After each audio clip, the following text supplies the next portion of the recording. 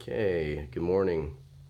Just got a few minutes before work. Thought I would do a quick kind of update video on this thing. Got some stuff done this weekend, and I'm gonna be doing a picture dump on the flight test forums build log. But I thought I'd make a video if people want to see this in a video instead of reading. So,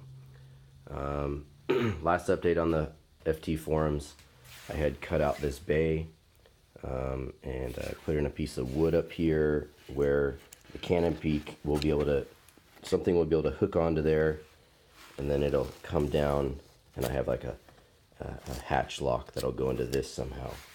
I actually ended up cutting out some ABS plastic, and the reason I went with plastic is when it's sitting on here, it's actually curved.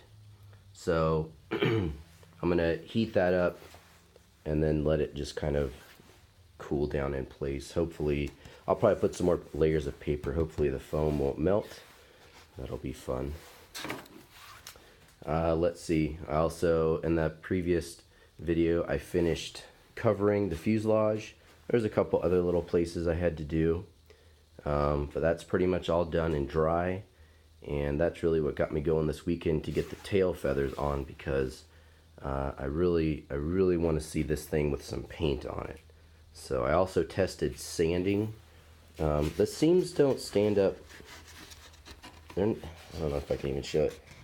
They don't show up a lot, but I just thought, you know, for paint, I might as well sand against that groove and just get all these little layers down so it just doesn't stand up as much when it's painting. The other big thing, like I was saying, is the tail feathers. If I was to do this again, I would make the horizontal stabilizer a continuous piece of something. I didn't really think about all this leverage and how I'm going to make it not move. I ended up using some different lengths of carbon fiber. This isn't carbon fiber. Carbon fiber tubes. They're very rigid. They're glued in place in here inside the coroplast tubes,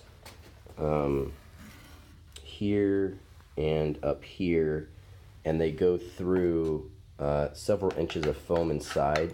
And then I also glued just a kite rod in here, and that Gorilla Glue fills up the cavity in it.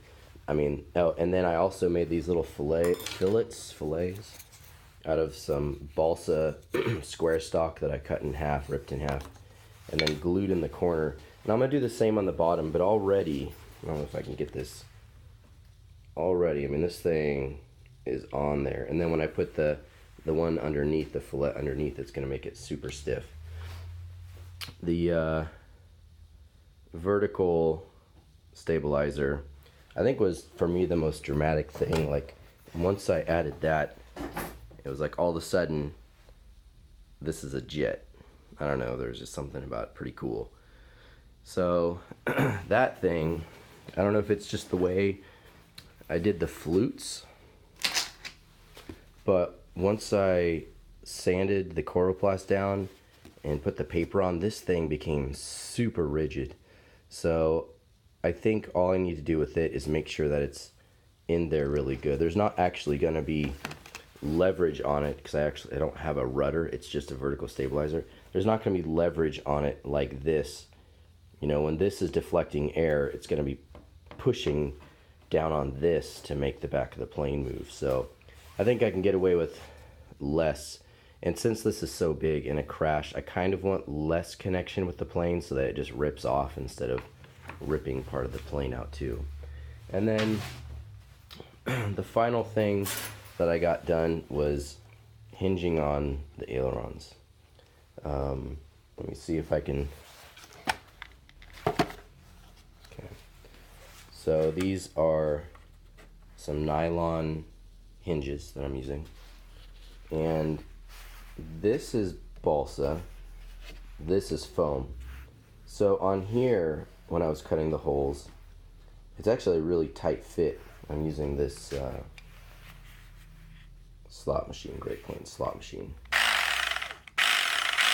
Works great, makes it super quick, and it's made to be used, I think, with these CA hinges. You put them in there, and then you put CA glue on there, and it wicks into both sides and just glues it in place. But CA glue and foam, they don't like each other, so they'll melt. So what I ended up doing was on this side, on the balsa side, I CA'd them in place, and I did that first.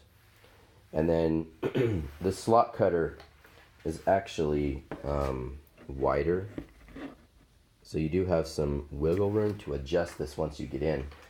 So on the foam, what I did was I took some petroleum jelly, put that on both sides of the hinges. Then I took the Gorilla Glue, took the nozzle off, and I stuck the nozzle into the foam and squeezed it and pulled it out just so a little bit I could see coming out. Then I took my let's see here, my spray bottle, and I spritzed both sides of the hinge, all of them, and then inserted it in, and then basically just sat here and babysat it for 5 minutes. And anytime the Gorilla Glue would come out, I'd wipe it away right away, just so it didn't harden and I'd have to get rough with it later. But it's I have to say that's the least resistance on an aileron I've ever done. But again, I've never done hinges before. I've always done laminate. So getting close. Hopefully by this coming weekend I want to start putting some paint down. Getting pretty excited. Oh, I also 3D printed a couple things. So I'm not sure if I'm going to use it yet. This is an X8 holder. The X8 slides in there, and then the PCB antennas stick up there. And I was thinking that I'm going to have it in that hatch. I don't know. I'm still getting used to my 3D printer, so I was like, I'll try printing out some stuff. So I might use that. It might get the antennas up out of there. The other thing that I've been thinking about more as I get close to mating is landings. So I test printed this. This is actually supposed to be like a bungee hook, but it's really easy to stretch these before you print them. So I'm thinking one, if I put it there, maybe another one in the back, and then I'm going to make them smaller and put them on the bottom of underneath the wingtips. And what that'll do is it'll be a protective sliders for when it hits the ground. It can grind these down. Now this is PLA. This is just a test to look at the size and stuff. I'll probably get some ABS. So, all right. That is it. And I'll see you guys later.